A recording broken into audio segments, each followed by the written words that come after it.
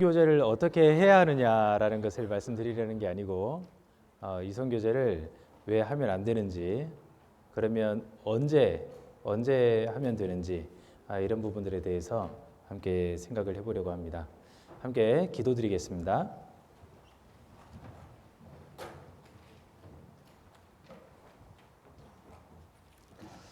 사랑과 은혜가 풍성하신 하나님 아버지, 참으로 감사드립니다. 죽을 수밖에 없는 죄 가운데 살아가던 저희들을 예수님의 보혈로 구원해 주시고 아무런 값 없이 천국의 소망을 허락해 주신 것 감사드립니다. 이 땅을 살아가는 동안 하나님께서 은혜 가운데 저희를 인도해 주시고 말씀으로 양육하여 주시고 교회 안에서 보호해 주심을 참으로 감사드립니다. 어렸을 때부터 주님을 배우고 또 거듭나 주님 몸된 교회 안에서 성장하고 있는 우리 중고등부 형제 자매님들을 더욱더 크신 은혜 가운데 인도해 주시고 우리 형제 자매님들이 더욱더 합당한 모습으로 성장하여서 주님 안에 귀한 일꾼으로 쓰임받을 수 있도록 은혜 베풀어 주시옵소서. 오늘 이 시간 이성교제라는 특강으로 저희들 함께 모였습니다. 저희가 이성에 대해서 어떻게 생각을 해야 하는지, 그리고 주님 안에 합당한 이성 교제란 어떠한 것인지 오늘 말씀을 통해서 배울 수 있도록 인도해 주시옵소서. 모든 것을 주 성령님께 의지하며 저희를 사랑하시는 예수님 이름으로 감사하며 기도드렸습니다. 아멘. 이성 교제는 아까 부장님께서 말씀하셨듯이 매년 학기가 시작되면 이 이성교제라는 주제로 특강을 하고 있습니다. 중고등 학생 때 또 청년 때 이성교제는 신앙에 너무나 큰 영향을 미치는 주제가 틀림없습니다. 그래서 이제 막 초등학교에서 올라와서 중학교 입학을 하고 중학교 들어가 보니 이 초등학교하고는 다른 정말 너무나 다른 분위기잖아요. 이제 그러면서 내가 어른이 됐구나 하는 그런 생각을 하게도 되고, 그러면서 나에게 주어지는 모든 환경에 이제 어떻게 대응해야 될지 그런 부분들을 결정하게 되는 정말 중요한 어떤 변환점이라고 생각을 합니다. 그래서 우리 중일 형제 자매님들을 위해서 특별히 3월 초에 이 특강을 준비를 하게 된 것입니다.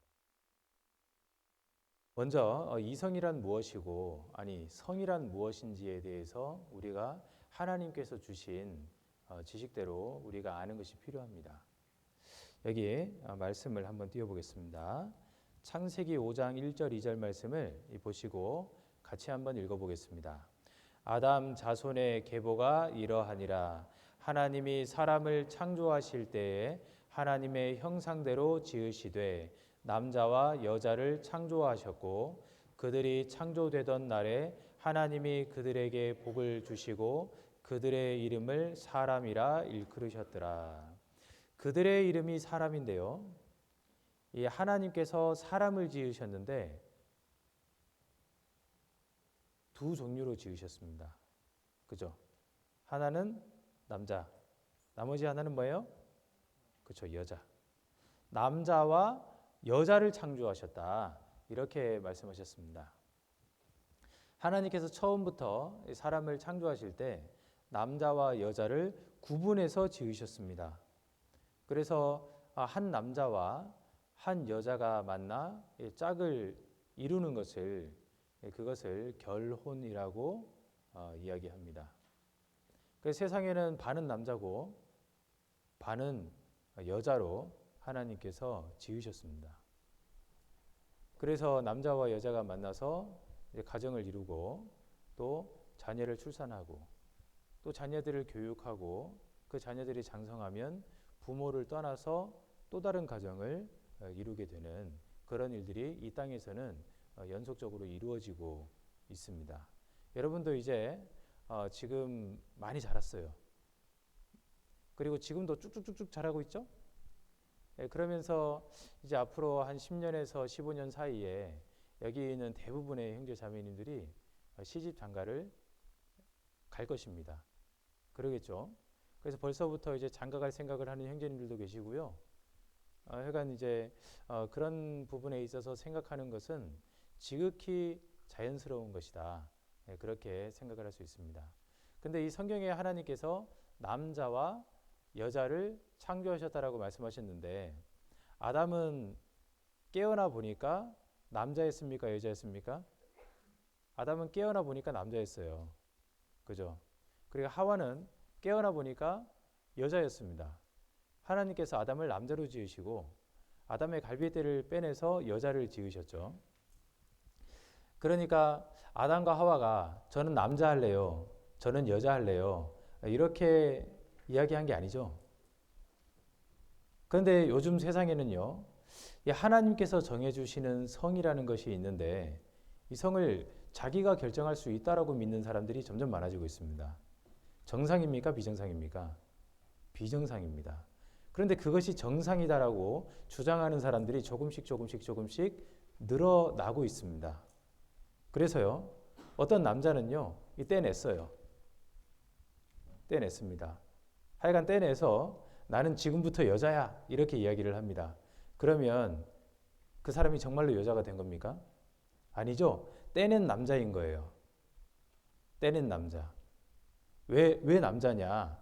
그 사람의 성 염색체는 여전히 XY 염색체, 남자 염색체를 그대로 지니고 있기 때문에 그렇습니다. 사람이 뭔가 외형을 바꾼다고 해서 성을 바꿀 수 있는 것은 아닌 거예요. 어느 나라는 수십 가지의 성이 존재한다고 합니다. 근데 그런 것이 어떻게 존재할 수가 있냐? 그것은 원래부터 있는 것이 아니고요. 자기 스스로 그렇다고 생각하는 것이죠. 하나님께서는 사람을 지으실 때 남자와 여자로 분명히 다르게 지었습니다. 내가 떼냈다고 해서 난 지금부터 여자 할 테니까 나를 여자라고 불러라. 그리고 나는 지금부터 여자가 되기로 결심을 했으니까 나는 여성이 누리는 모든 것들을 함께 누리겠다. 그렇게 이야기하면 굉장히 징그럽지 않습니까? 왜냐하면 잘못된 것이기 때문에 이상하게 느껴지는 거예요.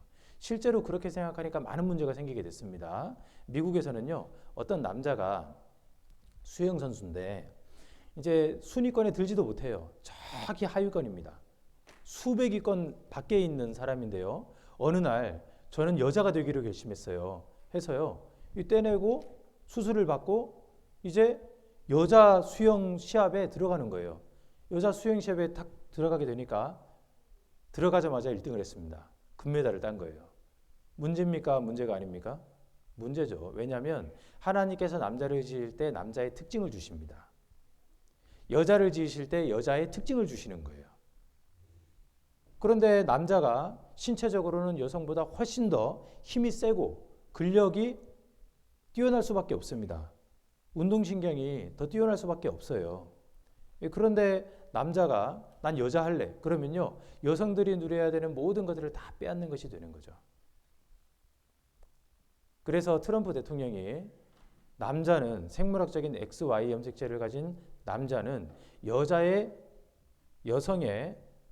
스포츠 시합에 참여할 수 없다라고 이제 단정을 지었는데요. 그건 참 잘한 것이다 저는 그렇게 생각을 합니다. 하나님께서 XY 염색체를 지니도록 만들어 주신 분들이 여기 쭉 이렇게 앉아 계십니다. 그리고 하나님께서 XX 염색체를 가지고 살도록 지어주신 분들이 여기 계셔요. 저기 정혜성 선생님이 계시는데 하여간 정혜성 선생님은 여기 이쪽에 속합니다. 네. 하여간 이제 XY 염색체 그렇게 하나님이 다르게 지어주셨다. 그것을 우리가 알 필요가 있습니다. 그래서 자기의 성을 바꾸려고 하는 것은요. 하나님을 대항하는 것이죠. 하나님의 권위를 도전하는 겁니다. 하나님이 정해주신 질서를 뒤집어 엎으려고 하는 것입니다. 하나님을 떠난 사람들이 이제 그런 행동들을 하는 것입니다. 여간 이제 그 호르몬의 어떤 역할은 그 성염색체에 의해서 결정되는 겁니다. 그래서 이제 사춘기가 이제 대부분 사춘기가 지나고 있고 사춘기에 들어가고 있고 사춘기 시절을 지금 보내고 있는데요. 이 사춘기가 찾아오게 되면은 그 성염색체에 의해서 호르몬 활동이 활발하게 이루어집니다.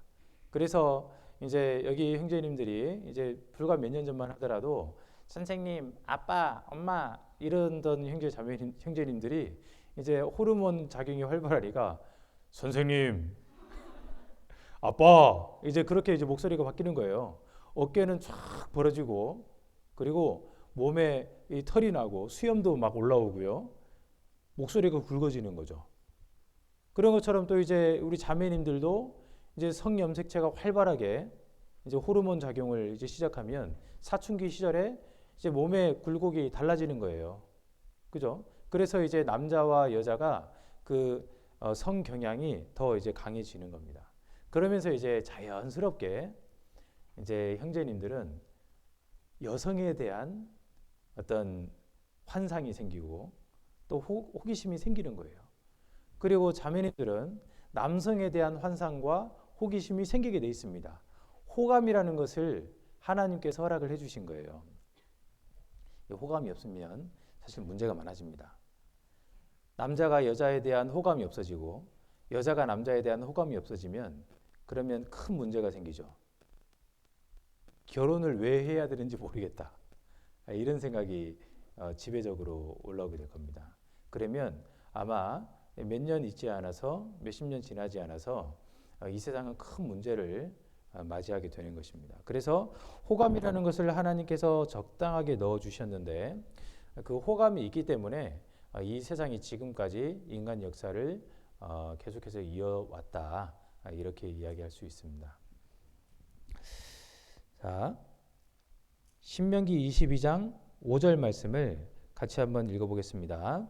여자는 남자의 의복을 입지 말 것이요 남자는 여자의 의복을 입지 말 것이라.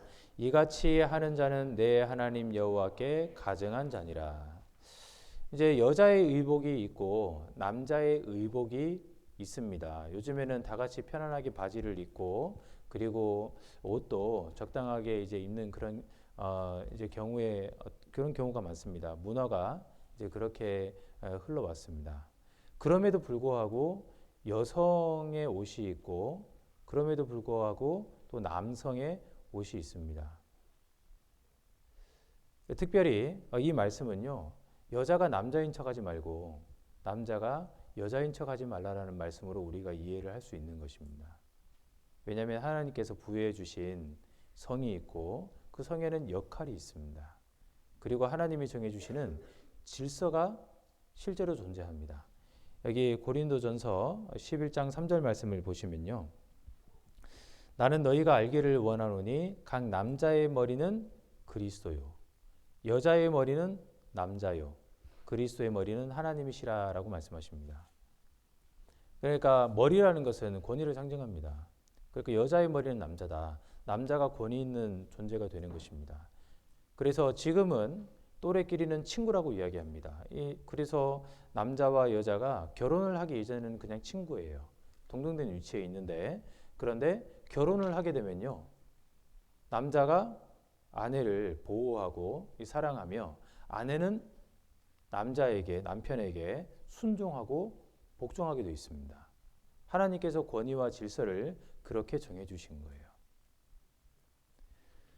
그래서 남자가 여자인 척하는 거 잘못된 것입니다. 여자가 남자인 척하는 것이 잘못된 것입니다. 하나님이 정해 주신 질서가 있습니다. 근데 왜 하나님께서 이런 남자와 여자를 다르게 지어 주셨느냐?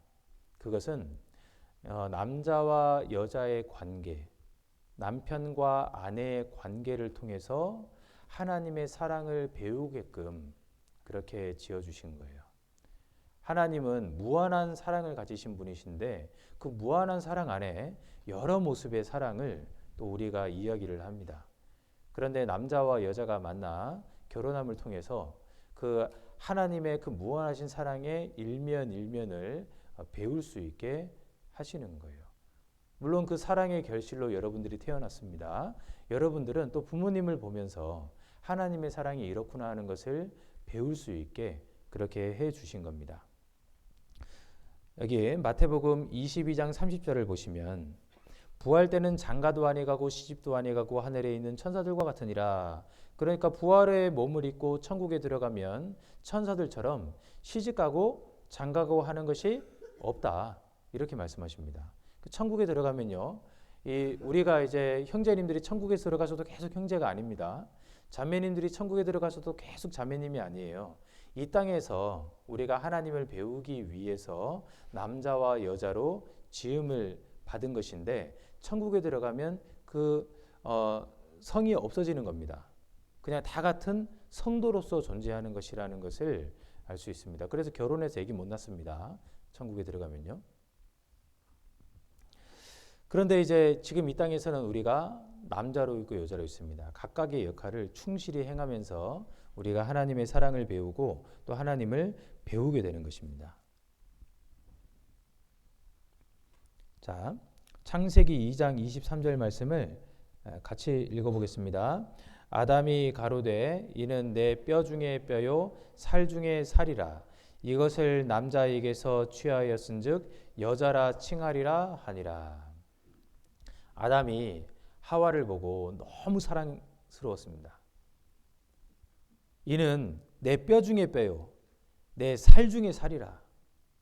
정말 너무나 사랑스러웠던 거예요. 하나님께서 그런 호감과 사랑하는 마음을 넣어주신 거죠. 그죠? 그래서 첫사람 아담과 하와는 하나님이 짝지어 주신 짝이 되었고, 그리고 부부가 되었습니다. 너무나 사랑하는 사이가 됐습니다. 우리가 살아도 같이 살고 죽어도 같이 죽읍시다. 당신은 내 뼈 중에 뼈요 살 중에 살입니다. 당신은 내 하나뿐인 너무나 사랑하는 아내입니다. 이제 둘이 너무나 사랑했습니다. 그 둘의 사랑을 통해서 이제 하나님을 우리가 배울 수 있는 거예요. 남편이 아내를 사랑하기를 그리스도께서 교회를 위하여 자신의 몸을 주심같이 하라. 이렇게 성경 하나님께서 말씀하셨습니다. 여기 보시면 이제 그리스도와 교회의 관계가 그렇습니다. 예수님께서 우리를 구원하시기 위해서 희생하셨습니다. 죽어주셨죠? 그런 것처럼 아담의 갈빗대를 취해서 아담의 희생이 있었습니다. 아담의 희생을 통해서 여자가 이 땅에 나오게 됐습니다.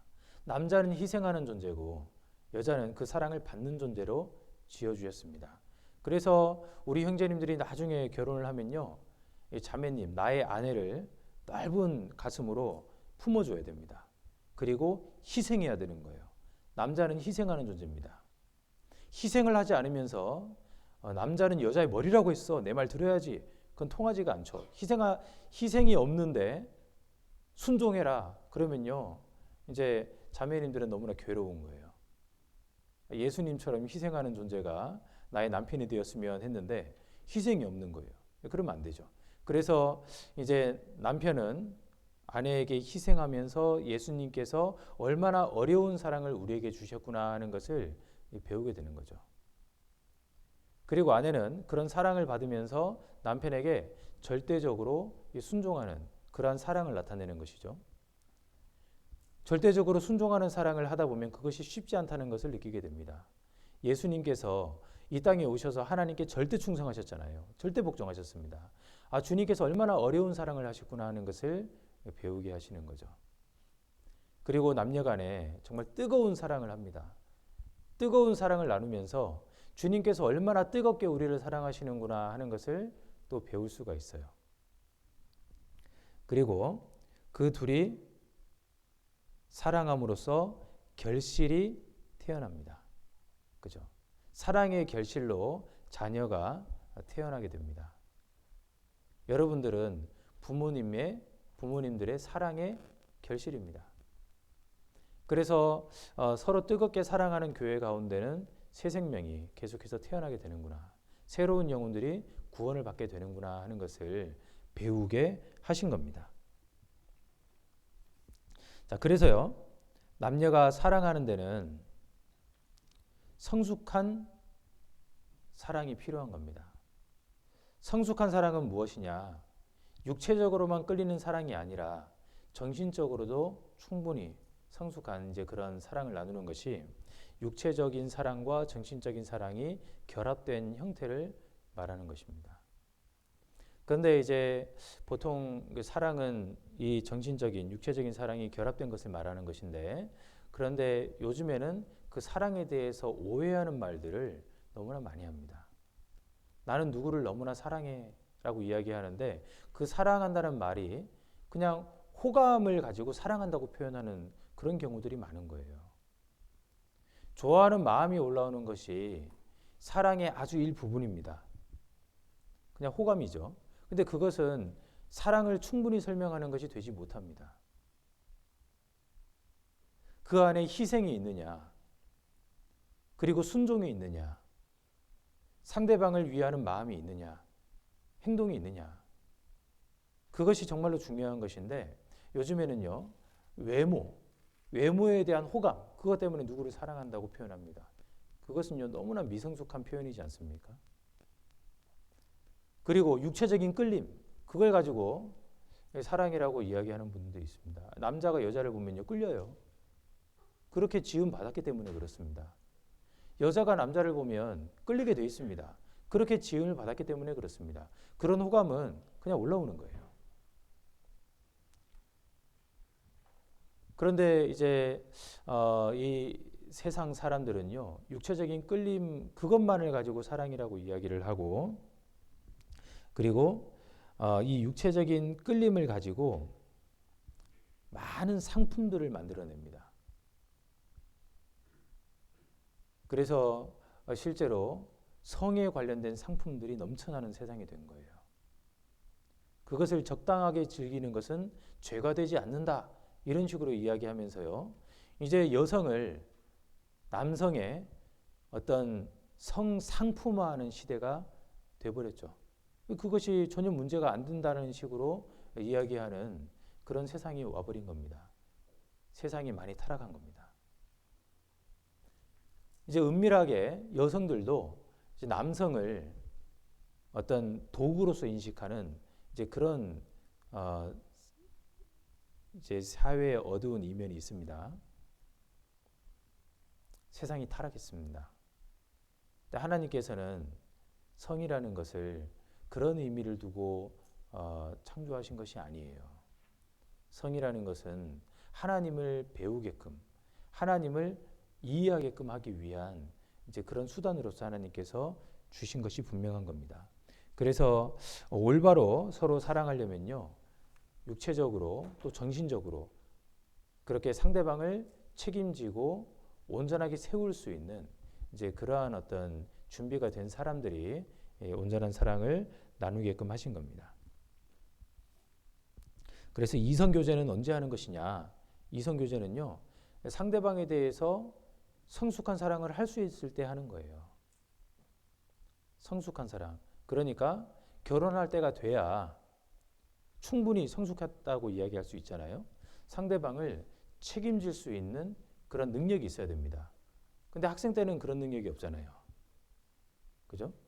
그래서 상대방에게 대해서 경제적으로 책임질 수 있는 능력, 상대방에 대해서 정신적으로 책임질 수 있는 능력, 그래서 당장 결혼할 수 있는 그런 모든 어떤 조건을 다 구비했을 때 정신적으로, 육체적으로 모든 것을 준비가 되어 있다라고 이야기할 수 있을 그때 비로소 이성교제를 할 준비가 되었다, 이렇게 이야기할 수 있습니다.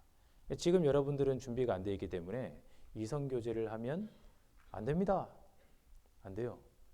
만일 이 가운데 이제 이성교제를 하는 분이 있다거나 또는 이 성에 대해서 왜곡된 인식을 가지게 되어서 뭔가 야한 동영상을 보면서 막 그것을 막 자랑을 하는 이제 분이 있다거나 하면요, 어떻게 되겠습니까? 그분은 조용히 불러서 상담을 받게 됩니다.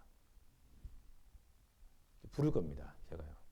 그리고 뿐만 아니라 그 형제 자매님의 부모님까지 부를 겁니다. 같이 불러서 같이 그룹으로 해가지고 가족 상담이 이루어질 겁니다.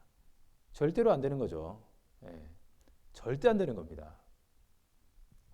특히 이 성에 관련된 부분은요, 너무나 민감한 부분이기 때문에 우리의 신앙을 완전히 파괴하는 것이 됩니다. 그래서 특별히 이 부분에 대해서 조심해야 되기 때문에 이제 막 초등부에서 중고등부로 올라와서 이제 중학교를 입학하게 된 형제 자매님들이 이런 부분에 대해서 막 호기심이 많을 수 있거든요. 그래서 왜 안 되는지를 여러분들에게 설명을 드려야 되는 겁니다. 그래서 이제 매 3월마다 이 부분에 대해서 함께 나누고 있습니다. 자, 여기에 로마서 14장 말씀. 로마서 14장 7절 8절 말씀을 같이 읽겠습니다. 우리 중에 누구든지 자기를 위하여 사는 자가 없고 자기를 위하여 죽는 자도 없도다. 우리가 살아도 주를 위하여 살고 죽어도 주를 위하여 죽나니 그러므로 사나 죽으나 우리가 주의 것이로라. 우리가 사나 죽으나 주님의 것이다. 그래서 우리가 공부하는 것도 주님의 영광을 위해서 하는 것이고요. 그리고 좀 더 나은 직장을 얻는 것도 주님의 영광을 위해서 하는 것이 되어야 합니다. 좀 더 나은 직장을 얻기를 힘쓰는데 그런데 더 나은 직장에 들어가니까 교제 생활을 할 수가 없다. 그럼 나은 직장입니까? 그건 아니죠. 돈 많이 버는 직장이라고 나은 직장이라고 할 수 없습니다. 그래서 어떻게 하는 것이 주님의 영광을 나타내는 것이 될 수 있을까? 그런 고민을 그리스도인들이 하잖아요. 그런 것처럼 어떤 결혼을 했을 때 주님께 영광이 될까? 그런 것도 다 고민을 하게 돼 있는 것입니다. 주님께 영광이 되는 결혼은 어떤 결혼인가? 그럼 반대로 어떤 결혼을 하면 안 되는가? 이런 것도 생각을 해봐야 합니다. 자, 출애굽기 34장에는 하나님께서 주신 말씀입니다. 너는 스스로 삼가 내가 들어가는 땅에 거민과 언약을 세우지 말라. 그들이 너희 중에 올무가 될까 하노라. 또 내가 그들의 딸들로 내 아들들의 아내를 삼음으로 그들의 딸들이 그 신들을 음란히 섬기며 내 아들들로 그들의 신들을 음란히 섬기게 할까 함이니라. 그러니까 이스라엘 백성들이 광야 생활을 하다가 가나안 땅에 들어가게 될 텐데 그 가나안 땅에 들어가서 그 땅의 거민들과 언약을 맺지 말고 그 땅의 거민들과 혼인을 하게 하지 마라. 하나님께서 명하셨습니다. 왜요? 그들이 섬기는 이방 우상들을 너희들 자녀들이 똑같이 섬기게 될까 내가 걱정이 된다. 하나님께서 그렇게 말씀하셨습니다. 그래서 유대인들은요, 유대인들끼리만 결혼을 하는 거예요. 왜요? 이방인들과 결혼을 하면은 그 우상을 받아들이게 되거든요.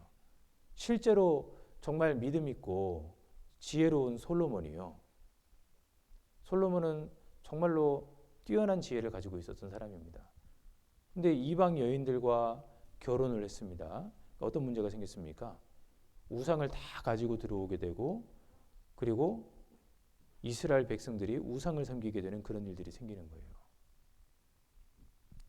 구원받은 사람들은 이방인하고 결코 멍해를 같이 해서는 안 됩니다. 결혼하면 안 됩니다. 자, 고린도후서 6장 14절로 16절 말씀 제가 읽겠습니다. 너희는 믿지 않는 자와 멍해를 같이 하지 말라.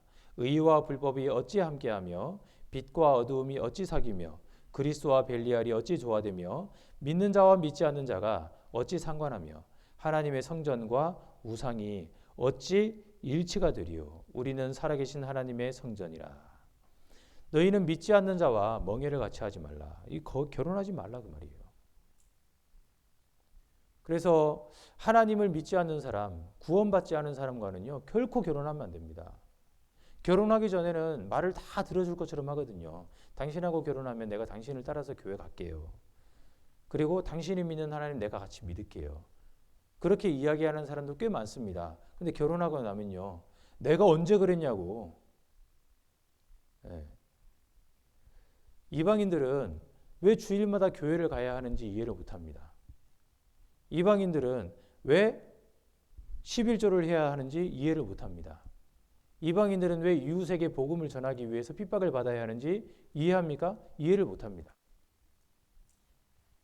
왜 이런 것들을 참아야 하는지 왜 이런 것들을 절제해야 하는지, 왜 주님의 영광을 위해서 살아야 되는지 이해를 못합니다. 구원받은 사람만 그것을 이해를 하죠. 그죠? 그러니까 주일마다 이방인들은요, 어디 놀러 다니고 맛있는 데 찾아다니고 이제 그렇게 하는 것을 너무나 원하는 거죠. 주일마다 전쟁입니다. 교회 가야지. 그런데 이방인은 오늘은 놀러 가자고. 그래서 두 사람이 의합지 않고서 어찌 동행하겠느냐. 이방인과 결혼을 하면요, 신앙생활을 버리게 되는 거예요.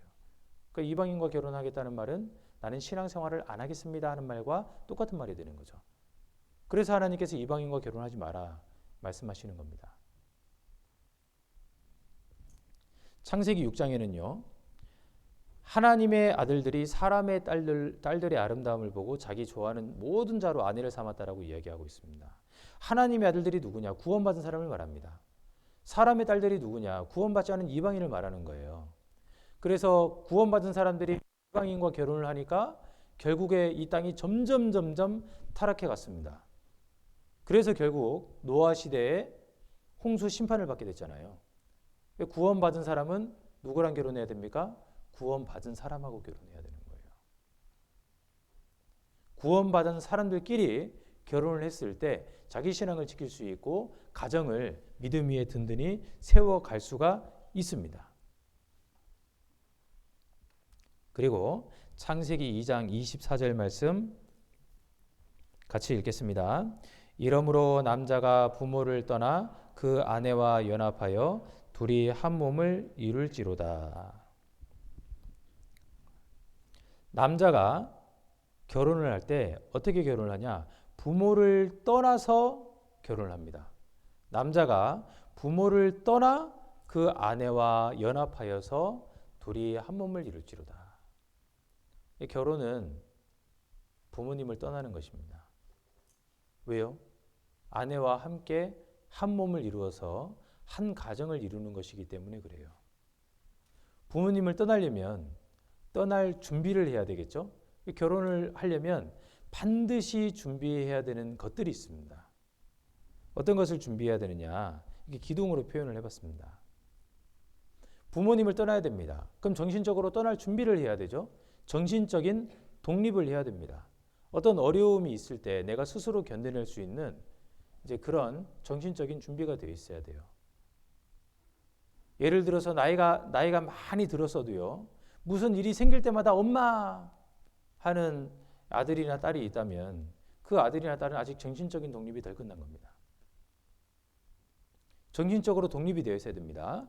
그리고 경제적으로도 독립이 되어 있어야 돼요. 계속해서 부모님에게 용돈을 타쓰고 자기는 돈을 벌지를 않습니다. 그럼 결혼할 준비가 안 된 거죠. 경제적으로 내가 돈을 벌어야 번 돈을 가지고 가정을 유지할 수가 있습니다. 그래서 직업이 있어야 되겠죠. 한 가정을 건사할 수 있을 만큼의 수입이 나로 인해서 생겨나야 되겠죠. 그래야지 내가 독립할 준비가 됐다라고 이야기할 수 있는 겁니다. 그리고 세 번째로는 사회적으로도 독립을 해야 합니다. 그래서 스스로 어떤 동사무소에 가서 여러 가지 것들도 다 진행을 할 수 있어야 하고요. 법적인 여러 가지 것들, 제도적인 여러 가지 것들을 내 스스로 부모님 도움 없이도 내가 스스로도 할 수 있는 그런 어떤 사회적인 독립이 되어 있어야 되는 겁니다. 그리고 그리스도인은 거기에 아울러서 신앙의 독립도 이루어져 있어야 되는 거예요. 부모님이 계속해서 챙겨줘야지만 내가 교회를 나간다. 그러면요, 신앙의 독립이 이루어지지 않은 거죠. 내가 결혼한 형제님이, 내가 결혼한 자매님이 어떤 신앙의 어려움을 느끼고 있습니다. 그런데 내가 그것에 대해서 도움을 줄 수 있어야 되거든요. 옆에서 함께 기도하고 함께 교제함으로 붙들어주고 그렇게 해서 서로 간에 이제 붙들어주고 이끌어주고 또 땡겨주고 하면서 이 신앙의 독립을 이룬 가정은 그렇게 신앙이 점점 견고해지고 성숙해 갈 수 있어야 되는 거죠. 그래서 내가 내 신앙 하나 제대로 못 지키면서 결혼을 한다? 그것은 결혼 준비가 안 돼 있는 겁니다. 누구 신앙 망치려고 그런 결혼을 하겠습니까? 그런 결혼을 하면 안 되는 거죠. 그래서 이 네 가지 독립이 이루어졌을 때 비로소 결혼할 준비가 됐다. 이렇게 이야기할 수가 있습니다. 그래서 그리스도인의 이성교제는 결혼을 전제로 이 이성교제를 하는 겁니다. 그러니까 이 모든 것들이 갖추어져 있을 때 이제 이성교제를 할 준비가 됐다, 결혼할 준비가 됐다라고 이야기할 수 있는 거죠. 이성교제 이꼴 이제 결혼 교제가 되는 겁니다. 모든 것이 준비가 되면 이제 교회에서 전도인들이 부릅니다. 불러요. 형제님 결혼기도 하고 계셔요? 자매님 결혼기도 하고 계셔요? 저는 아직 안 하고 있는데요. 그럼 결혼기도 시작하십시오. 이제 형제님은, 자매님은 배우자를 만날 준비가 됐습니다. 가정을 이루는 것이 좋겠습니다. 이렇게 때가 되면 불러요. 그리고 내가 준비가 된 것 같다 그러면요, 전도인을 찾아가면 돼요. 목사님, 제가 지금까지 결혼 기도를 해오고 있었는데 제가 지금 결혼을 해도 될까요? 라고 여쭤보면 돼요. 그러면 목사님께서 아니 중학생이 무슨 결혼을 합니까? 좀 더 기도하시죠. 준비하시죠. 이렇게 이제 이야기할 수 있겠죠. 적어도 학교는 졸업해야 되고 직업을 가져야 되고, 형제님들 같은 경우에는 군대 문제도 해결이 돼야 됩니다. 군대 가기 전에 결혼하면 안 되잖아요. 그래서 군대 문제도 해결이 돼야 되고 이제 여러 가지 것들이 해결된 상태에서 이제 교제가 이루어져야 될 겁니다. 근데 모든 것이 준비가 됐다 싶으면요, 찾아가서 교제하면 됩니다. 네. 어떤 형제님들은 어떤 자매님들은 빨리 결혼을 하고 싶어 하는 분들이 있을 수 있습니다. 그러면요, 고등학교 졸업하자마자 직장을 가지면 됩니다. 형제님들은 빨리 군대 갔다 오면 돼요. 그래서 직장을 가지면 이제 결혼 교제를 할 수 있습니다. 실제로 신앙이 어느 정도 받침이 되고 군대 문제가 해결됐는데 결혼 교제 못할 거 없잖아요. 그래서 23살에 결혼 교제를 하겠다고 찾아오면요, 아니 소개해달라면 소개해주죠. 준비가 다 돼 있다면. 그런데 23살에 결혼을 하겠다 그러면 자매님이 몇 살이어야 될까요? 자매님도 준비가 돼 있어야 되겠죠. 그죠? 자매님들은 준비가 안 돼 있다면 자매님들이 준비될 때까지 좀 기다려야 돼요. 여튼 이제 정년기가 되어야 한다. 이제 그렇게 이야기할 수 있습니다. 그 정년기가 될 때까지 그럼 어떻게 해야 됩니까? 기다려야 돼요. 기다려야 돼. 그때까지는 참아야 됩니다. 그래서 때가 딱 되면 교회에서 부르시고 교제가 이루어집니다. 그리고 정말 나하고 잘 맞는 것 같다. 문제가 없다. 그러면 이제 서로 간에 결혼을 하는데 문제가 없는 것이죠. 결혼해서 이제 가정을 세워가면 되는 것이죠. 근데 이제 세상에서는요, 이제 성에 대해서 우리와 인식이 다릅니다. 왜냐하면 그들은 지켜야 될 신앙이 없기 때문에요. 인식이 달라요. 그래서 TV를 보는데 이런 내용이 나오더라고요. 자, 김은국 씨, 요즘엔 잘 안 나오는데 여기 이런 얘기를 하더라고요. 네가 좋으면 혼전동거 해라. 혼전동거가 뭡니까? 혼전동거가 뭐예요? 결혼하기 전에 같이 사는 거예요. 결혼하기 전에 결혼한 것처럼 한 가정에서 같이 사는 거예요. 그러니까 혼인만 안 했다 뿐이지 같이 사는 거예요. 그런데 그러다가 안 맞는 것 같으면 서로 그냥 헤어지면 되는 거 아니냐, 이렇게 얘기하는 겁니다. 그래서 이분들이 왜 이렇게 주장을 할까 봤더니, 아니 당장 결혼을 했는데 서로 안 맞으면 이혼해야 되지 않냐. 그런데 혼전동거하면 안 맞으면 그냥 헤어지면 되는데 그건 이혼은 아니지 않냐. 이혼율을 낮추는데 혼전동거만큼 좋은 게 없지 않냐, 이런 얘기를 하는 거예요. 그래서 요즘에요, 실제로 사회에 혼전동거가 많이 있습니다. 근데 혼전동거는 죄입니까, 죄 아닙니까? 죄입니다. 왜냐하면 내 아내가 아니잖아요. 내 남편이 아니잖아요. 근데 그냥 집에서 같이 살기만 합니까? 서로 뽀뽀하고 만지고 할 거 아니에요. 이게 죄입니다. 하나님께서 이 성이라는 것은 올바른 이제 남자와 여자가 부부를 이루어서 부부가 되면은 그때 서로 간에 이제 부부 간에 이제 관계를 맺게 되어 있습니다. 그런데 혼전 동거, 결혼하기 전에 결혼도 안 했는데 서로 이렇게 한 몸을 이룬다? 그건 말이 안 되는 겁니다. 죄입니다. 너무나 큰 죄입니다. 혼전 동거를 통해서 이혼율을 낮추겠다. 혼전 동거 지금 많이 하고 있는데 이혼율이 낮아집니까? 계속해서 높아지고 있습니다. 그것이 사실은 핑계고요. 너무나 큰 죄라는 것을 알아야 됩니다. 그런데 교회 가운데서 혼전 동거 안 했는데도 불구하고요. 결혼해서 정말 믿음 가운데 가정을 이루어서 너무나 잘 삽니다. 중요한 것은 하나님 안에서 합당한 믿음을 가지고 결혼했느냐. 그게 훨씬 중요한 거예요. 잘 삽니다. 세상 사람들은 하나님이 없습니다. 믿음이 없습니다. 그러니까 자기들 나름대로 어떻게 이 문제를 해결할 수 있는 방법이 없을까? 그렇게 고민을 해서 그런 결정을 내리는 거죠. 같이 살아봐. 같이 살고 싶으면 살아봐. 그래서 남자를 많이 겪어봐야 되고 여자를 많이 겪어봐야지 올바른 결혼을 할 수 있어. 이렇게 이야기하는 것. 지극히 하나님의 어떤 말씀을 떠나서 하나님의 말씀을 떠난 인간적인 사고인 것이죠. 그와 비슷한 이야기가 있습니다. 결혼하기 전에 남자친구, 여자친구 많이 사귀어봐. 그래야 남자를 알 수 있고 여자를 알 수 있어. 연애도 많이 해봐야지 좋은 남자를 고를 수 있어. 연애를 많이 해봐야 좋은 여자를 고를 수 있어. 그렇게 말씀하시는 분들이 있습니다. 지극히 육신적인 생각입니다. 하나님의 뜻을 벗어난 잘못된 생각입니다.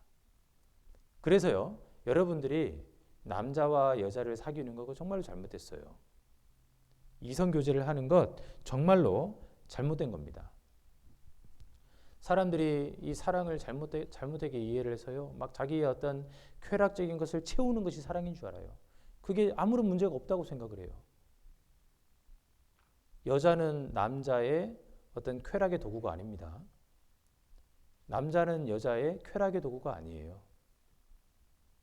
성숙한 인격이 서로 만나서 한 가정을 세우는 것이 하나님의 뜻입니다. 자,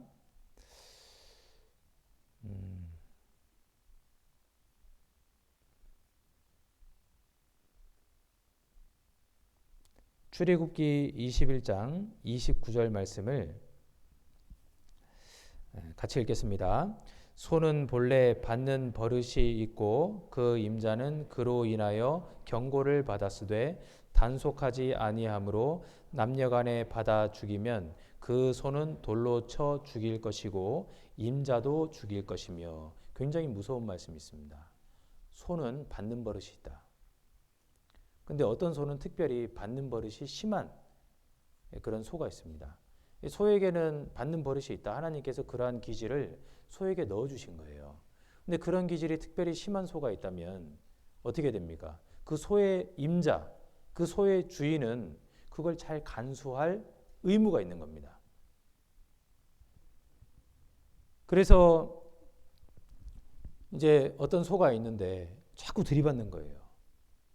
그래서 누군가가 그 주인에게 저 소는 당신의 소입니까? 아, 내 소라고. 그 저 소를 잘 간수하라고. 받는 버릇이 있으니까 단속을 제대로 하라고. 그런데 우리 소는 참 착하거든요. 우리 소는 안 받아요. 그 오해하신 거예요. 하면서 단속을 안 해서 그 소가 누군가를 들이받아서 상해를 입히거나 죽이게 됐다. 그렇게 되면요, 그 소 어떻게 하라고요? 죽이라고. 거기에다가 그 임자 어떻게 하라고요? 임자도 죽이라. 그러니까 그런 기질이 있는지 알았다면 단속을 잘해야 되는 겁니다. 이것으로 우리가 큰 교훈을 받을 수가 있어요. 이제 중고등학교 시절에 호르몬 작용이 활발합니다. 이성에 대한 호기심이 점점 커져요. 이성에 대한 호기심이 큰 줄 우리가 압니다. 왜요? 저도 그 시절에 이성에 대한 호기심이 굉장히 컸었거든요. 물론 안 그런 사람들도 있습니다. 근데 그것이 특별히 심한 사람들도 있습니다. 그런데 이성에 대해서 호기심이 커진다고 해서 호기심을 키워나가고 호기심이 커지다 못해서 이제 형제가 자매를, 자매가 형제를 찍적거리는 이제 그런 어떤 일이 생겼다. 그리고 남 몰래 사귀는 일이 생겼다.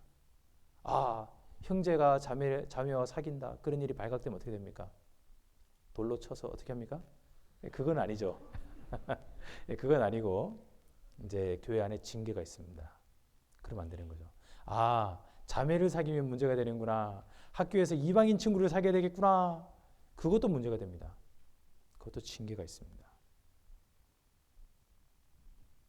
그래서 스스로를 단속을 잘 해야 됩니다. 교회 안에서도 그런 잘못된 문화가 퍼지지 않도록, 죄가 퍼지지 않도록 단속을 잘 해야 되는 의무가 있는 거죠. 스스로를 잘 단속해야 되는 거예요. 그래서 이제 중고등부 안에서 이런 규칙을 세웠습니다. 중고등부 안에서 특별히 이런 부분들을 조심하자 하고 계속해서 일깨우고 있고, 그리고 또 스스로도 조심해야 되는 것이고요. 아, 이런 것이 문제가 될 수 있겠구나 하는 것을 여러분들이 알아야 되는 것들이 있습니다. 자, 첫 번째로요. 사적인 형제 자매 간의 연락을 금합니다.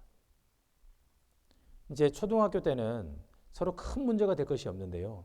이제 호르몬 작용이 활발하면서 남자와 여자가 계속해서 얼굴만 쳐다보고 있어도요, 이제 감정이 뭔가 일어나는 것들이 생깁니다. 근데 연락을 주고받고 하다 보면은 그 안에서 싹 트는 것들이 있습니다. 그렇기 때문에 이제 중고등학교 이후가 되면요, 청년에 들어가도 마찬가지입니다. 우리 형제님들, 자매님들에게 개인적인 연락은 금지입니다. 자매님들도 형제님들에게 개인적인 연락은 금지입니다.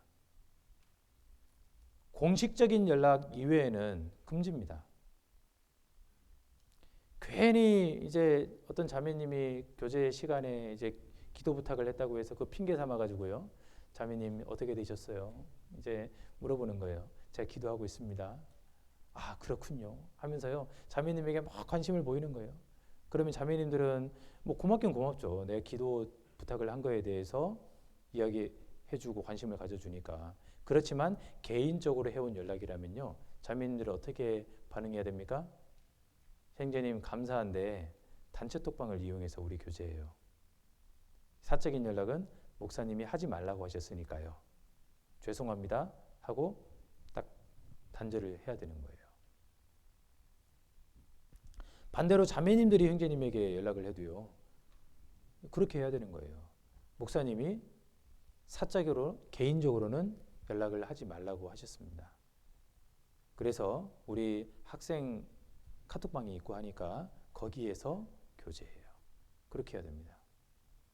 혹 정말로 내가 어떤 자매님에게 연락해야만 하는 일이 있다 하면요, 거기에 선생님도 초대해가지고, 선생님이 왜 나를 초대했니 하고 짜증내는 분 한 분도 안 계십니다. 선생님을 초대해서 딱 3명 이상이 돼야 돼. 선생님이 보고 계신 안에는 문제될 것이 없습니다. 그래서 개인적으로 연락하시면 안 됩니다. 그리고 개인적으로 연락해 오는 것을 받아주시면 안 됩니다.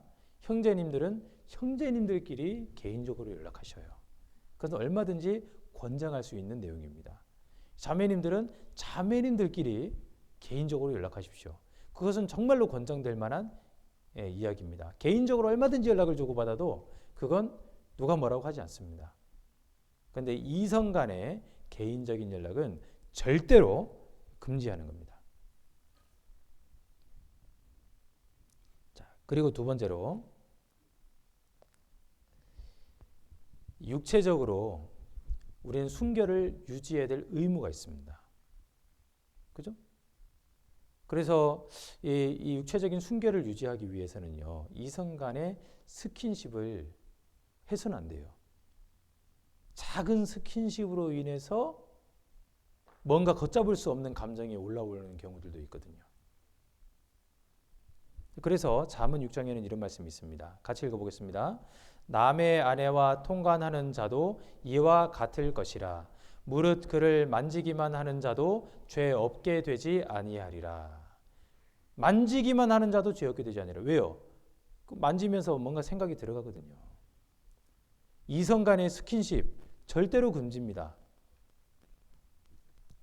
이제 어렸을 때부터 스킨십에 좀 이렇게 자유로운 그런 집안에서 이렇게 자라온 형제 자매님들. 그래서 이 스킨십을 하는데 그냥 자연스럽게 스킨십을 하는 형제 자매님들이 있을 수 있어요. 옆에서 이렇게 앉아서 이렇게 이야기를 나누다 보면은 너무 재미있는 이야기를 하는 형제님 자매님들이 있을 수 있잖아요. 정말 이 끼가 있는 분들이 있습니다. 너무 웃겨. 그래서 막 웃는데 하하하하 하면서 옆에 이제 자매님이 형제님을 이렇게 때린다던가, 형제님이 자매님을 하하하하 하면서 때린다던가, 그렇게 하지 마십시오. 예. 옆에 계신 분이 자매님이라면 형제님들은요, 누군가를 막 때리고 싶어도 자매님이구나 그럼 하하하하 스스로를 하면 안 됩니다. 형제님이 자매님에게, 자매님이 형제님에게 그러면 안 됩니다. 그리고 이제 형제 자매 간에 서로 이렇게 손을 잡고 다니는 경우는 없겠죠? 그럼 절대로 안 되는 거예요. 손을 안 잡으면 안 되니까 그러면 옷을 잡으면 괜찮을까? 서로 터치를 하지 마십시오. 아무 생각 없이 자매님이 형제님을 터치했는데 그 형제님은 속에서 그 자매님하고 결혼하는 생각까지 합니다. 저 자매님이 나를 좋아하나? 별의별 생각을 다 하는 거예요. 그래서 이제 현 시간부로 이제 우리 중학교 1학년 형제 자매님들 서로 간에 터치하는 거 안 됩니다. 만지거나 툭 건드거나 이런 것도 하지 마십시오. 이렇게 찌르는 것도 하지 마셔요. 그것도 터치입니다. 어떤 터치도 하지 마십시오. 머리카락도 이렇게 만지지 마십시오. 옷을 잡고 이렇게 흔들지도 마셔요. 아예 노터치. 그래야지 여러분들의 신앙을 잘 지킬 수 있습니다. 경계가 허물어지면 걷잡을 수 없이 무너지는 거예요. 자, 그리고 세 번째, 과도한 친절을 금합니다. 과도한 친절. 과도한 친절은 착각을 불러일으킵니다. 여기서 말하는 과도한 친절이란 뭐 이렇게 얘기할 수 있겠죠. 이제 야외 교제를 우리가 나갔습니다. 그래서 벤치에 앉으려고 하는데 어떤 자매님이 앉으려고 하는데 자매님 여기 앉으시죠 하면서 손수건을 탁 그런 자매님들 착각하십니다. 자매님이 머리가 아프대. 형제님들이 막 밖에 뛰어나가가지고 약을 사서 자매님 이거 드셔요. 그런 친절 베푸지 마십시오. 자매님들이 도와주시면 돼요. 자매님 춥대. 자매님 너무 춥다고. 자매님 이거 입으시라고. 그런 과도한 친절은 금지입니다. 자매님이 추워하시면 우리 따뜻한 데로 갑시다. 가면 되는 거예요. 다들 추우시냐고. 우리 그럼 좀 더운 데로 가자고. 그렇게 이제 모두가 함께 챙김을 받고 모두가 함께 나누는 이제 그런 것들이 아름답습니다. 과도히 그렇게 뭔가 이제 관심을 나타내는 그 관심이잖아요. 관심을 나타내서 상대방의 마음을 힘들게 하지 마십시오. 이제 그것을 위해서 우리 형제 자매님들이 또 지켜야 될 에티켓이 있습니다. 자, 여기 베드로전서 3장 3절로 4절 말씀을 보면요. 너희 단장은 머리를 꾸미고 금을 차고 아름다운 옷을 입는 외모로 하지 말고 오직 마음에 숨은 사람을 온유하고 안정한 심령에 썩지 않을 것으로 하라. 이는 하나님 앞에 값진 것이니라. 너희 단장은 외모로 하지 말고 마음으로 하라라고 말씀하셨습니다. 우리 자매님들 요즘은요 예전하고 좀 많이 달라졌어요. 제가 중학생 때만 하더라도 나 때는 이런 말 하면 안 되는데 하여간 이제 세월이 바뀌었다는 것을 이야기하려고 이제 제가 중학생 고등학생 때는요 화장하는 친구들은 별로 없었어요. 거의 없었습니다. 몇몇의 여학생들이 화장을 하고 다녔습니다. 그러면 그것을 보는 남학생들은 와 이쁘다가 아니라 아 쟤는 좀 까졌구나. 그때 당시에 그렇게 표현을 했었습니다. 근데 지금은 대부분의 학생들이 화장을 합니다. 근데 여러분 아십니까? 여러분 나이 때는 화장 안 한 얼굴이 화장이에요. 화장 안 한 얼굴이 진짜 예뻐요. 화장이라는 것이 왜 생겨나게 됐냐면 이제 여성들이 나이가 점점 먹고 하면요. 얼굴에 기미, 주근깨 같은 것도 점점 많이 생기고 그리고 잡티 같은 것이 많이 생깁니다. 그리고 얼굴에 주름도 가죠. 살이 조금씩 쳐져요. 그래서 화장을 통해서 그것을 커버하는 거예요. 좀 더 젊어 보이기 위해서 커버하는 것입니다. 근데 여러분들은 지금 가지고 있는 외모 자체가 젊음을 상징합니다. 그래서 화장 안 하는 게 사실 예쁘거든요. 제가 드리는 말을 지금 공감 못 하시죠? 그런데 20년만 지나봐요. 공감합니다. 예. 아유, 어린애들 화장할 필요가 뭐가 있어. 그 얘기를 여러분들이 할 겁니다. 예. 그래서 지금은 어쨌든 다들 화장하는 분위기가 됐습니다. 그럼 과도한 화장하는 것이 합당할까 생각을 해보면 좋겠어요.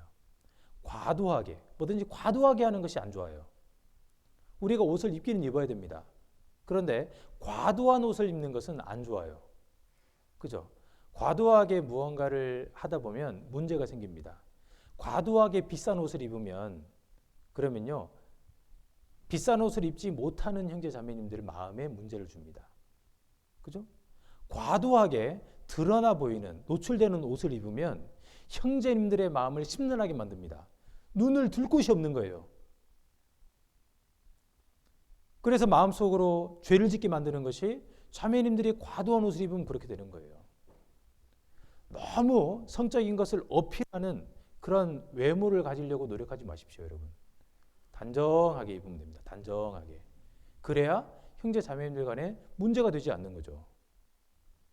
형제님들도 내 팔뚝 굵다고요. 막 나시 티 입고 막 이렇게 팔뚝 자랑 이렇게 하려고 하지 마십시오. 예. 그렇게 하는 것이 자매님들 마음을 힘들게 해요. 아, 저 형님 왜 저래? 이런 생각이 들죠? 예. 그렇게 안 하는 것이 좋습니다. 자기 근육 자랑 이렇게 안 하는 것이 좋아요. 그래서 우리는요 그리스도인입니다. 단장을 하되 내면을 단장하는 사람이 되어야 되는 거예요. 어제 토요교제 나오신 분들 간식 맛있었습니까? 네. 그죠? 어제 간식 그죠? 너무 맛있었어요. 저도 이제 전도인실에 또 이렇게 주셔가지고 먹었는데요. 너무 맛있었습니다. 근데 그 간식이 좀 남았어요. 간식이 남으면 이제 더 드시고 싶으신 분들은 더 드셔도 됩니다. 내면을 단장해야죠. 그러면 다 먹고 나면 어떻게 됩니까? 깨끗하게 치워야 돼요. 그런데 간식이 여기저기 널브러져 있습니다. 왜요? 내면의 단장이 안 됐기 때문에 외면 밖으로 그것이 드러나는 거예요. 자기가 먹다 남은 것을 정리하지 않고 그냥 버려두고 가는 거예요. 그 모습을 보니까 심란한 거예요. 우리 중고등부 형제 자매님들이 내면 단장이 덜 됐구나. 이런 생각이 드는 겁니다. 집에서 하던 행동이 그대로 학교로 오는 거예요. 집에서는 부모님이 치워주시죠. 이 교회에서 누가 치워줍니까? 나만 안 치우면 됩니까? 그것이 내면 단장이 덜 된 거예요. 내면이 잘 단장된 사람을 하나님이 귀하게 쓰십니다. 그렇게 해야 되잖아요. 외적으로 내가 좋은 옷을 입었다. 내가 외적으로 머리 신경 썼다. 내가 외적으로 화장했다. 그 남에게 보이기 위한 것이잖아요. 그죠? 내면을 단장해야 됩니다. 내면. 그것이 중요한 거예요. 나중에 내가 결혼을 했는데 우리 형제가 너무 잘생겼어. 키도 크고 너무 멋져. 옷도 뭘 입어도 잘 어울려. 그런데요. 내면이 전혀 단단되지 않은 거예요. 밥 먹을 때 막 여기저기 막 다 튀기면서 먹고 예.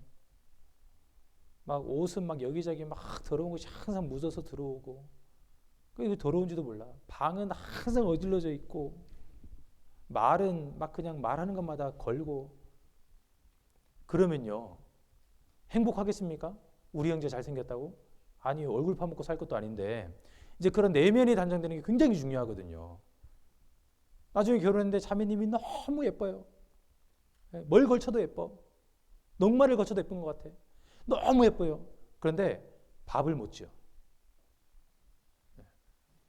반찬을 먹었는데 완전히 그냥 소금 덩어리. 막 쓰고 짜고 너무 맛이 없어요. 그러면서도 맛있죠? 그러는 거예요. 좀 짠 것 같은데 막 삐져요. 그러면요, 형제님들 사는데 행복하겠어요? 너무 괴로운 거예요. 네. 내면을 단장해야 돼요. 내면. 외적으로 보여지는 거예요. 그건 별거 아닙니다. 아무것도 아니에요. 나중에 예수님 오시면 우리는 더 나은 몸으로 부활합니다. 그때 아름다운 모습으로 더욱더 영광스러운 모습으로 부활하는 사람이 정말 최고 아니겠습니까?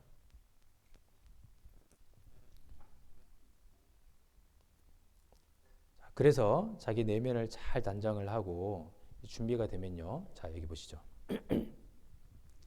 청소년기에는 내면 단장이 이제 예절과 학업과 신앙을 잘 준비하는 것입니다. 그래서 20대 초중반에는 이제 사회생활을 시작하게 되죠. 그리고 교회에서 봉사를 하게 됩니다.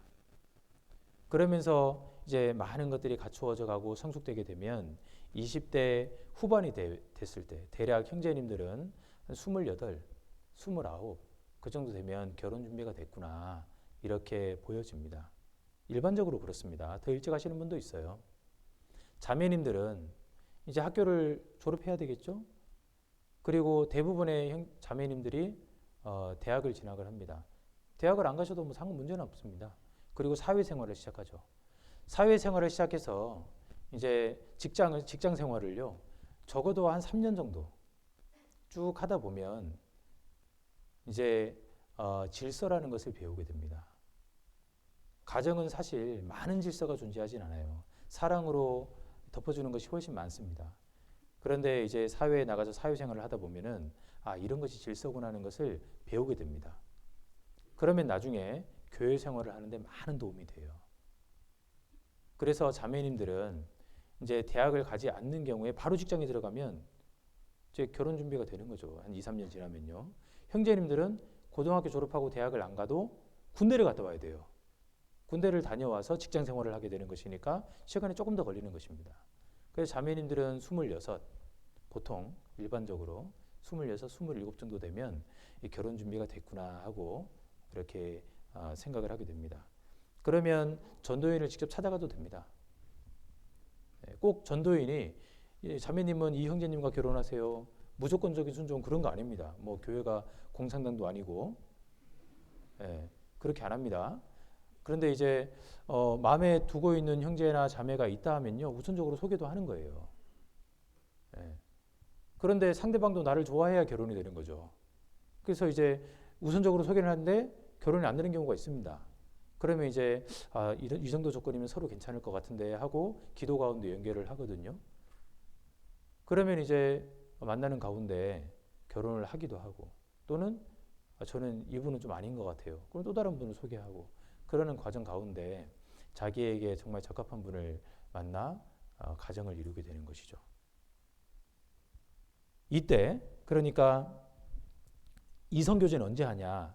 이때부터 하는 거예요. 이때부터. 전도인을 통해서 하는 것이 이성교제입니다. 그 이전에는 어떠한 교제도 금지입니다. 금지. 참아야 돼요. 이 사람 저 사람 다 만난 자매님을 만나는 것이 좋겠어요? 그거 싫어요. 자매님들도 마찬가지예요. 이 여자 저 여자 다 만난 형제님을 만나고 싶겠어요? 아니죠. 서로 간에 동정을 지키고 정조를 지키고 그 가운데 순결한 가운데 남자와 여자가 정상적으로 그리스도 안에서 교회 안에서 전도인의 소개로 그렇게 만나서 결혼을 하게 됐을 때 정말로 교회 가운데서도 본이 되는 그런 만남이 될 거고, 그리고 축복받은 결혼이 될 것이고, 결혼을 통해서 교회 안에 귀하게 쓰임 받는 가정이 될 것입니다. 그것이 이제 교회 안에서 정상적인 이성 교제예요. 학생 때는 이성 교제하면 안 되는 것이죠. 자, 몇 가지 의문점이 있을 겁니다. 공통적으로 항상 동일한 질문이에요. 그래서 거기에 대해서 답변을 좀 질문과 답변식으로 말씀을 드리고 마치겠습니다. 이성교제를 왜 전면 차단하는 것인가요? 왜 이성교제를 전면 차단하느냐? 왜냐하면 때일은 이성교제는 죄이기 때문에 그렇습니다. 이성교제를 하는 목적이 무엇입니까? 나 좋자고 하는 거잖아요. 그렇죠? 하나님의 영광은 아니에요. 지금 학생 때 이성교제를 하겠다. 그건 내 어떤 성적인 욕구를 채워보겠다라는 나 좋자고 하는 것입니다. 하나님의 영광이 될 것은 전혀 없습니다. 여기서 형제와 자매가 둘이 눈 맞아서 서로 이성교제를 하게 된다? 그러면요.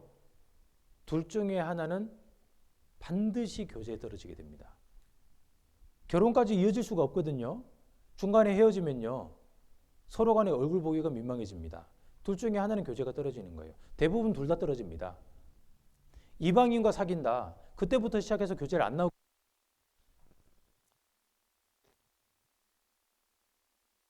왜 소리 안 나오네? 남자친구를 만나게 되면 교회 나가는 것이 싫거든요. 여자친구를 만나게 되면 교회 나가는 게 싫습니다. 교회 나가서 형제 자매님들 간증 듣는 것이 지루하게만 느껴지는 거예요. 이성 친구를 만나면 재밌거든요. 서로 손잡고 또 서로 몸도 이렇게 만져보고 뽀뽀도 하고 뭔가 어른이 된 것 같고 막 끌리는 것이 막 충족되는 것 같고 좋거든요. 그러면서 교제에서 멀어지는 거예요. 때가 됐을 때 이성교제도 하는 것입니다. 교회 가운데서 왜 이성교제를 전면 차단하냐? 이 사람이 저 사람하고 사귀고 저 사람이 저 사람하고 사귀고 그러면요. 누가 사귄대. 누구 깨졌대. 그럼 내가 대시 한번 해볼까? 이제 내가 한번 사귀어볼까? 나는 누구랑 사귀면 좋을까? 이제 그런 생각을 하다 보면은 교회가 사교의 장이 되지 복음 전파의 장이 될 수가 없습니다. 우리는 복음 때문에 모였습니다. 그죠? 복음을 수호하고 복음을 전하기 위해서 모였죠. 근데 이성교제를 허용하게 되면 복음이 완전히 무너지게 되는 거예요. 그래서 전면 차단하는 겁니다. 그리고 두 번째, 사귀는 거 말고 썸 타는 건 괜찮지 않나요? 이렇게 이제 물어보는 경우가 있습니다. 사귀는 것은 안 되는데 썸 타는 건 사귀는 건 아닙니까? 썸은 사귀는 건 아니에요? 사귈랑 말랑 하는 거예요? 썸 타는 것도 안 되죠. 예. 내 마음을 잘 지켜야 되는 겁니다. 썸 타는 거는 애매한 관계라는 거죠. 사귀는 건 아닌데 안 사귀는 것보다는 뭔가 좀 있는 거. 그죠? 그 애매한 그 줄타기를 즐기는 마음이에요. 썸 타는 것도 당연히 안 됩니다. 그래서 이제 형제 자매 간에 개인적으로 연락하는 것도 안 된다고 이야기하는 거예요. 그냥 개인적으로 단순히 그냥 연락을 주고받는 것일 수 있는데 거기에서 애매한 감정이 싹틀 수 있거든요. 썸이 안 되기 때문에 그러는 겁니다. 자, 그리고 다음 질문. 좋아하는 이성 친구가 생긴다면 어떻게 해야 하나요? 좋아하는 이성 친구가 생기는 게 죄냐? 그 자체를 죄라고 이야기하기는 어렵습니다. 왜냐하면 호감이라는 것을 하나님이 넣어주셨기 때문에 이성적으로 끌리는 어떤 모습의 형제님이나 자매님이 있을 수는 있어요. 그런데 이제 이런 말이 있습니다. 새가 머리 위를 날아다니는 것을 막을 수는 없잖아요. 근데 새가 머리 위에 둥지 트는 것은 막을 수가 있습니다. 내가 정말 호감이 가는 형제 자매님이 있을 수는 있어요. 그런데 그것을 묵상하면 안 됩니다. 그것을 마음속에 품으면 안 돼요. 단순히 저 형제님은 참 잘생겼네. 저 자매님은 참 이쁘네. 저 형제님은 신앙생활을 참 멋있게 하신다. 저 자매님은 참 본받을 게 많다. 그 정도 생각해서 다 끝내야 됩니다. 그런데 이렇게 들어가면 안 되는 거예요. 그래서 좋아하는 이성 친구가 생기면 어떻게 해야 되느냐? 기도해야 됩니다. 마음에는 원이로도 육신이 약하도다. 하나님, 제가 누군가를 좋아하는 마음이 올라와서 이게 내 신앙의 문제가 될 것 같습니다. 하나님 도와주십시오. 저는 제 신앙을 지키는 것이 우선입니다. 하나님 도와주십시오. 기도를 해야 돼요. 그럼 하나님께서 실제로 그 마음을 지켜주십니다. 그리고요, 학창 시절에는 건전한 방법으로 어떤 그 육체적인 어떤 그런 호감이나 그런 욕구들을 건전한 방법으로 해결해야 됩니다. 그 건전한 방법이 뭐가 있을까요? 첫 번째로는 공부입니다. 공부. 그런 마음이 올라올수록 죽기 살기로 공부를 해야 돼요. 공부를 진짜 힘들게 많이 하다 보면요, 그것이 육신의 고난이 되거든요. 육신의 고난이 있는 사람들이 죄를 그쳤다고 말씀하셨습니다. 축자사자 공부를 하는 겁니다. 그러면 여러분의 미래의 배우자가 바뀌게 되겠죠? 더 좋은 분으로.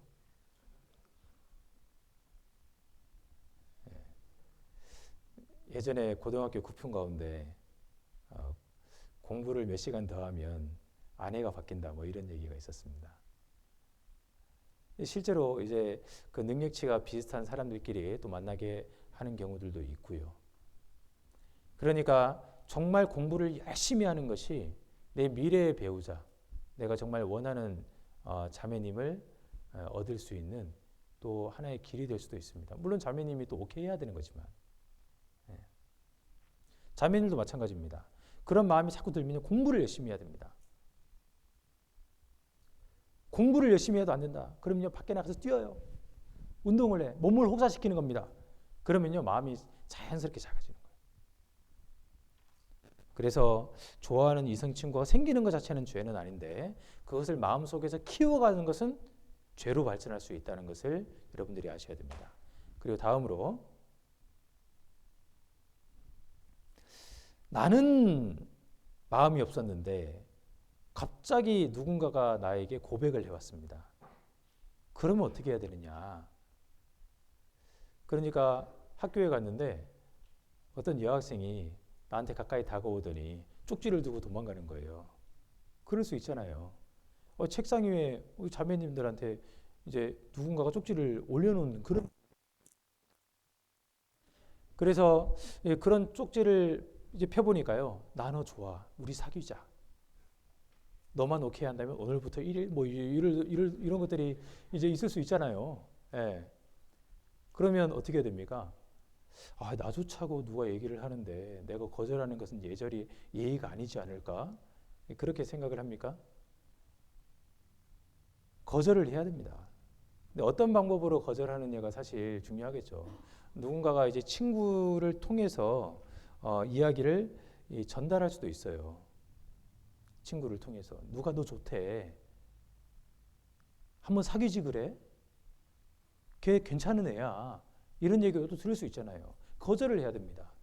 어떻게 거절을 하면 좋을까요? 아, 나는 미안하지만 사귀는 사람 있어. 그래? 누군데? 예수님. 뭐 그렇게 얘기할 수도 있을 거고, 또는 나는 아직 누구를 사귀고 싶은 생각이 없어. 그렇게 얘기하면 되죠. 아직 누구를 사귀고 싶은 생각이 없다는데 뭐라고 할 겁니까? 사귀고 싶은 마음 없다는데. 거기에 대해서는 뭐라고 토달 수 있는 것이 없습니다, 사실. 아, 나는 누구 사귀고 싶은 생각이 없어. 그렇게 얘기하면 됩니다. 누군가 그러더라고요. 자, 여기 보시면 5번. 전도에서 구원받게 하면 되는 것 아닌가요? 이 사귀면 서로 간에 깊이 있게 얘기를 할 수 있게 되니까 사귀어서 전도하면 되는 거 아닌가요? 이제 이런 얘기를 합니다. 여러분, 사귀면 전도가 됩니까? 그럼 결혼하면 전도 더 잘 됩니까? 그 잘못된 생각입니다. 구원은 하나님이 주시는 거잖아요. 근데 이성교제는 죄잖아요. 죄를 지으면서 하나님의 역사가 나타나기를 바랍니까? 잘못된 겁니다. 네. 그래서 전도에서 구원받게 하면 되니까 누구랑 사귀겠다. 그건요, 하나님을 핑계 삼아서 자기의 육체의 소욕을 채우려는 것에 불과합니다. 잘못된 생각이죠. 그래서 이성을 전도하게 되는 경우가 있을 수 있습니다. 예를 들어 학교에 갔는데 우리 형제님들한테 누군가가 난 니네 교회 가보면 안 돼? 하고 누군가 여기서 보니까 여학생이에요. 같은 반에 있는 여자 친구일 수 있습니다. 여사친이라고 하죠. 그리고 우리 그 자매님들한테 어떤 남학생이 나도 니들 교회 한번 가보면 안 돼? 라고 얘기할 수 있습니다. 그럼 어떻게 해야 되겠습니까? 아, 너는 이성이니까 안 돼. 그건 잘못된 거죠. 그래, 나중에 언제 갈 건데 같이 가자. 우리 학교에도, 우리 교회에도 남학생들 많아. 그러니까 같이 가자. 내가 소개시켜 줄게. 우리 교회에도 여학생들 많아. 같이 가자. 내가 소개시켜 줄게. 선생님께 말씀을 드리고 해서요. 데리고 와서 선생님은 딱 맡겨버려야 됩니다. 그럼 선생님께서 동성인 친구들끼리 연결을 딱 해주실 거예요. 연결이 딱 됐다? 그러면 그 친구하고의 어떤 개인적인 어떤 만남이나 이런 것을 딱 끊어버려야 됩니다. 이제는 형제님들한테 맡기고 이제는 자매님들한테 맡겨야 되는 거예요. 그렇게 하는 것이 이성을 전도하는 올바른 방법이 됩니다. 그것은 이제 청년이 되어서도 계속해서 이어지는 겁니다. 성인이 되어서도 계속해서 이어지는 겁니다. 이제 여러분들은 이제 몸이 많이 성장을 했어요. 그렇기 때문에 성인으로서 동일하게 그런 부분들을 적용해야 된다. 그렇게 생각을 합니다. 그리고요. 마지막 질문인데 주변의 형제자매님들이 이성교제를 하는 것을 알았다. 그러면 저는 어떻게 해야 됩니까? 제가 정해드리겠습니다. 누군가가 이성교제 하는 것을 알았다. 그럼 어떻게 해야 됩니까? 어떻게 해야 돼요? 교회에 알려야 됩니다. 선생님에게 말씀드려야 돼요. 목적은 뭐냐? 그 형제 자매님이 신앙생활을 올바르게 할 수 있도록 지켜주기 위해서입니다. 이성교제하는 것을 내가 그 형제님을, 그 자매님을 내가 정말로 아끼는 마음이 있기 때문에 내가 비밀을 지켜주겠다. 그것은 무슨 말이냐면 그 형제 자매님이 교제에 떨어지는 것을 내가 방관하겠다 그 말하고 똑같습니다. 교회에 알려야 됩니다. 선생님께 말씀을 드려야 돼요. 근데 말씀드리기에 앞서서 이렇게 해볼 수는 있습니다. 지금 당장 자매님, 지금 당장 그 남자 학생과 남자친구하고 헤어지세요. 그렇지 않으면 말씀드리겠습니다. 라고 경고를 하는 거죠. 성경에 그렇게 하라고 돼 있어요. 먼저는 그 죄 범하는 것을 보거든 먼저는 이야기하라고. 그래서 그것을 그 죄에서부터 떠나게 하라고. 그런데도 말을 듣지 않는다. 그럼 선생님한테 말씀드리는 겁니다. 그래서 이성교제를 한다. 그러면요. 이성교제를 하는 형제나 자매가 있습니까 혹시? 이성교제를 하는 형제나 자매가 있으면 우리 교회학교 못 나오게 합니다. 우리 교회학교 나오면 안 됩니다. 왜냐하면 우리 형제 자매님들 중에서 이성에 대한 호감이 많이 있는 분들이 있을 수 있어요. 그런데 이성교제 안 하고 있거든요. 참고 있거든요. 그분이 바보라서 참는 거 아닙니다. 주님을 생각하는 마음, 복음에 대한 마음이 있기 때문에 참고 있는 거예요. 그것이 신앙적으로 옳지 않기 때문에 참고 있는 거예요. 바보라서 참는 거 아닙니다. 그런데 이성교제를 하면서 막 자랑을 하고 있다. 예를 들어 이성교제 하니까 좋던데? 재밌던데? 나는 건전하게 이성교제 할 수 있어. 나는 남자친구하고 손 안 잡아. 지금 안 잡았다 뿐이지도 잡아요. 그래서 이성교제를 한다. 그러면요. 그 참고 있는 분들에게 어떻게 보면 그 참을성을 끊어버리게 하는 이제 그런 죄를 짓게 되는 것이 됩니다. 죄죠. 그래서 누룩이 퍼지면 안 되죠. 죄가 퍼지면 안 됩니다. 이성교제하는 형제 자매가 있으면 그 부모님과 교제를 해서 우리 중고등부를 나오지 못하게 합니다. 부모님이 데리고 대강당에서 말씀드리십시오. 우리 중고등부에서는 감당할 수 없습니다. 징계입니다. 나중에 그 이성교제를 이제 정리 다 하고 정말로 내가 잘못했고 뉘우치는 마음이 있으면 그러면 다시 이 교회 가운데서 받아줄 수 있습니다. 자, 오늘 이성교제에 대해서 말씀드렸습니다. 내가 이성교제를 하면 안 될 뿐만 아니라 다른 형제 자매님들도 이성교제를 하시면 안 됩니다. 그래서 내가 혹시 다른 형제 자매님들이 이성교제하는 것을 보거든 그러면 금해야 됩니다. 나만 아는 게 아니라 모두 알고 있다 하면요, 빨리 선생님한테 말씀을 드려야 돼요. 그것을 하지 못하도록 이야기를 해줘야 됩니다. 결국에 세상으로 가서 실족하게 되기 때문에 그렇게 되기 이전에 빨리 붙잡아 줘야 됩니다. 아시겠죠? 아시겠죠? 네, 알겠다고 분명히 얘기했습니다. 그리고 이제 여러분들은 많이 성장을 했기 때문에 교회 안에서 서로 간에 마음을 힘들게 하는 이제 그러한 어떤 스킨십이나 말을 조심하고 개인적인 연락을 삼가야 되겠습니다. 외적인 옷차림보다는 자신의 내면을 돌아보고 내면을 단장하는 그러한 귀한 중고등부 시절이 되기를 바랍니다. 기도하고 마치겠습니다.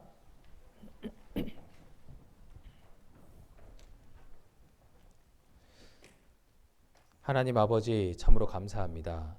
오늘 그리스도인의 이성교제라는 주제로 함께 교훈을 나누었습니다.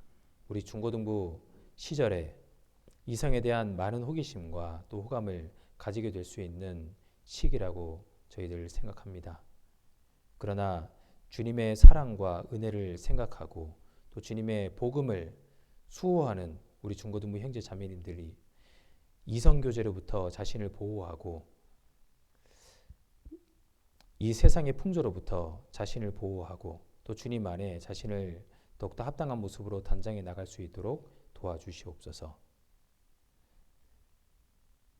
머지않은 미래에 자신의 하나뿐인 배필을 만나기까지 깨끗한 몸과 마음으로 주님을 섬기며 교회 생활을 할 수 있도록 지켜주시고 인도해 주시옵소서. 모든 것을 주 성령님께 부탁을 드리오며 저희를 사랑하시는 예수님 이름으로 기도드렸습니다. 아멘.